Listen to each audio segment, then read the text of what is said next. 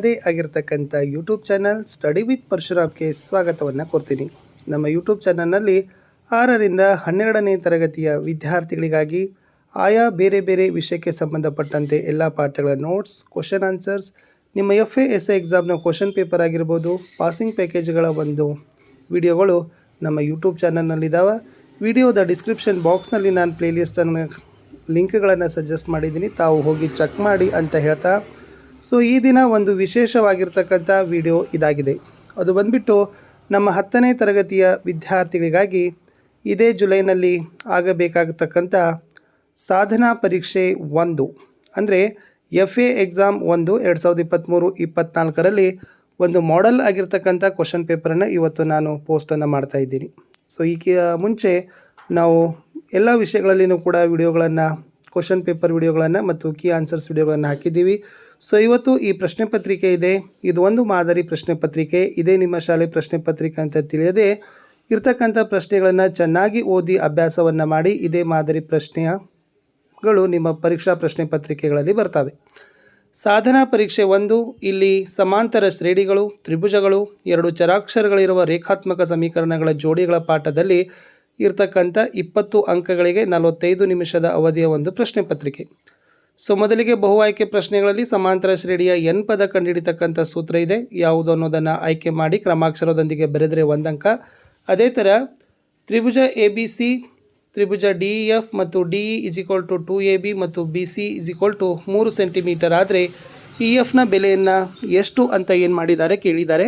So ಆಯ್ಕೆಗಳಿದ್ದಾವೆ ವಿದ್ಯಾರ್ಥಿಗಳೇ, ತಾವು ಖಂಡಿತವಾಗಿ ಆಯ್ಕೆಗಳನ್ನು ನೋಡಬೇಕು. ಸರಿಯಾಗಿರ್ತಕ್ಕಂಥ ಆಯ್ಕೆಯನ್ನು ತಾವು ಏನು ಮಾಡಬೇಕಾಗ್ತದೆ, ಕ್ರಮಾಕ್ಷರದೊಂದಿಗೆ ಬರೆದ್ರೆ ಸೊ ಅದಕ್ಕೆ ಒಂದೊಂದು ಅಂಕಗಳನ್ನು ಏನು ಮಾಡ್ತಾರೆ ನಿಮ್ಮ ಪರೀಕ್ಷಾ ಪ್ರಶ್ನೆ ಪತ್ರಿಕೆಗಳಲ್ಲಿ ಇದೇ ಮಾದರಿಯ ಪರೀಕ್ಷೆಗೆ ಪ್ರಶ್ನೆಗಳು ಬಂದರೆ ಅದನ್ನು ಏನು ಮಾಡ್ತಾರಪ್ಪ ಅಂತಂದ್ರೆ ಕೊಡ್ತಾರೆ. ಚೆನ್ನಾಗಿ ವಿಶೇಷವಾಗಿ ಸಮಾಂತರ ಶ್ರೇಣಿಗಳಲ್ಲಿ n ಪದಗಳ ಮೊತ್ತ ಕಂಡುಹಿಡಿತಕ್ಕಂಥ ಸೂತ್ರ, ಮೊದಲ ಪದ, ಸಾಮಾನ್ಯ ವ್ಯತ್ಯಾಸ, ಓಕೆ, ಆಮೇಲೆ ಕಡೆ ಪದ ಕಂಡುಹಿಡಿತಕ್ಕಂಥದ್ದು, ಅವೆಲ್ಲ ಮಾದರಿ ಲೆಕ್ಕಗಳನ್ನು ನಿಮ್ಮ ಪರೀಕ್ಷೆಯಲ್ಲಿ ಭಾಳ ಇಂಪಾರ್ಟೆಂಟಾಗಿ ಏನು ಮಾಡ್ತಾರಪ್ಪ ಅಂದರೆ ಕೇಳ್ತಾರೆ. ಸೊ ಇಷ್ಟು ಮೊದಲಿಗೆ 2 ಏನಾಗಿತ್ತಪ್ಪ ಅಂತಂದರೆ ಬಹು ಆಯ್ಕೆ ಪ್ರಶ್ನೆಗಳಾಗಿತ್ತು. ಸರಿಯಾಗಿರ್ತಕ್ಕಂಥ ಆಯ್ಕೆಗಳನ್ನು ತಾವೇನು ಮಾಡಬೇಕಾಗ್ತದೆ ಕೆಳಗಡೆಯಿಂದ ತೆಗೆದುಕೊಂಡು ಬರೆದ್ರೆ ಸೊ ಒಂದೊಂದು ಅಂಕಗಳನ್ನು ಕೊಡ್ತಾರೆ. ಇನ್ನು ಈ ಪರೀಕ್ಷೆಯ ಮುಖ್ಯ ಪ್ರಶ್ನೆ 2ಕ್ಕೆ ಹೋಗೋಣ. ಆ 2 ಪ್ರಶ್ನೆಗಳು ಏನಿದ್ದಾವಪ್ಪ ಅಂತಂದ್ರೆ 1 ಅಂಕದ ಪ್ರಶ್ನೆಗಳಿಗಿದ್ದಾವೆ. ಅದರಲ್ಲಿ ಪ್ರಶ್ನೆ ಸಂಖ್ಯೆ 3 ಇದೆ. 2 ರೇಖಾತ್ಮಕ ಸಮೀಕರಣಗಳ ಅಲ್ಲಿ ಸಮೀಕರಣ ಇದೆ, ಆಮೇಲೆ ಹಾಗೂಗಳಲ್ಲಿ ಆದಾಗ ಆ ಜೋಡಿ ಸಮೀಕರಣಗಳು ಹೊಂದಿರುವ ಪರಿಹಾರಗಳ ಸಂಖ್ಯೆ ಬರೆಯಿರಿ ಅಂತ ಕೊಟ್ಟಿದ್ದಾರೆ.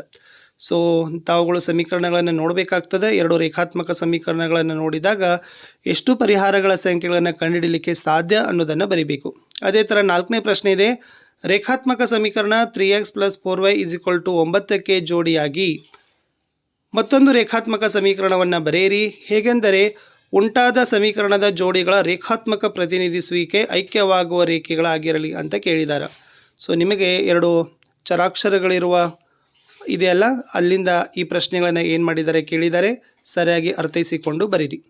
ಇನ್ನು 2 ಅಂಕದ ಪ್ರಶ್ನೆಗಳಿಗೆ ಹೋಗೋಣ. ಸೊ ಪ್ರಶ್ನೆ ಸಂಖ್ಯೆ 5ರಲ್ಲಿ 3 + 6 + 9 ಸೊ ಡ್ಯಾಶ್ ಶ್ರೇಣಿಯ ಮೊದಲ 50 ಪದಗಳ ಮೊತ್ತವನ್ನು ಕಂಡುಹಿಡಲಿಕ್ಕೆ ನಿಮ್ಗೆ ಏನು ಮಾಡಿದ್ದಾರೆ ಕೇಳಿದ್ದಾರೆ. ಹಾಗಾದರೆ n ಪದಗಳ ಮೊತ್ತ ಕಂಡುಹಿಡಿತಕ್ಕಂಥ ಸೂತ್ರ ಹಾಕಬೇಕು. ಅಲ್ಲಿ ಮೊದಲ ಪದ, ಸಾಮಾನ್ಯ ವ್ಯತ್ಯಾಸ ಅವುಗಳನ್ನು ನೋಡಿ ಸರಿಯಾಗಿ ಹಂತ ಹಂತವಾಗಿ ಲೆಕ್ಕವನ್ನು ಬಿಡಿಸಿದರೆ 2 ಅಂಕ ಕೊಡ್ತಾರೆ.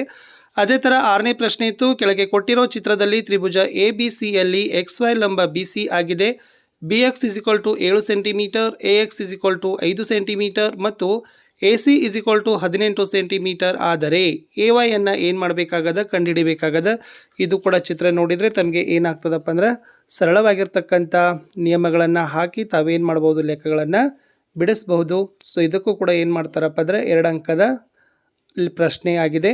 ಸೊ ಇದೇ ಥರದ ಪ್ರಶ್ನೆಗಳು ನಿಮ್ಮ ಅರ್ಧ ವಾರ್ಷಿಕ, ವಾರ್ಷಿಕ ಮತ್ತು ಸರಣಿ ಪರೀಕ್ಷೆಗಳಲ್ಲಿನೂ ಕೂಡ ಬರ್ತವೆ. ಸೊ ಚೆನ್ನಾಗಿ ಅಭ್ಯಾಸ ಮಾಡಬೇಕು. ಅಭ್ಯಾಸದಲ್ಲಿರ್ತಕ್ಕಂಥ ಈ ಮಾದರಿ ಲೆಕ್ಕ ಇನ್ನು 2 ಅಂಕದ ಲೆಕ್ಕ ಆಯಿತು. ಇನ್ನು 3 ಅಂಕದ ಪ್ರಶ್ನೆಗಳಿಗೆ ಹೋಗೋಣ.